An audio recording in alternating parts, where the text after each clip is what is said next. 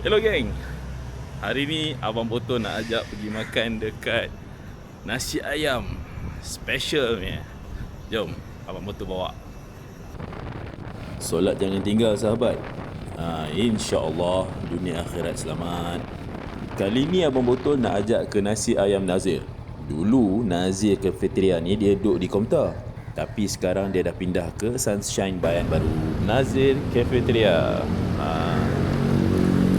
Nazir Cafe ni dia ada vibe cafe 90-an.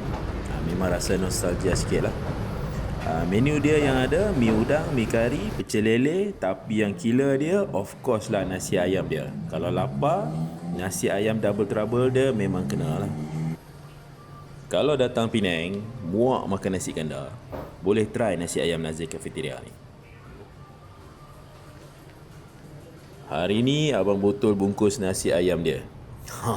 Sur. Waktu operasi dia 11.30 pagi sampai 9 malam setiap hari kecuali Rabu. Doa makan jangan lupa. Jemput makan geng. Setiap ride ada cerita dan setiap cerita ada rasa. Itu saja untuk kali ini. Kalau korang suka video Abang Botol, silakan like, komen dan share. Terima kasih. Bye.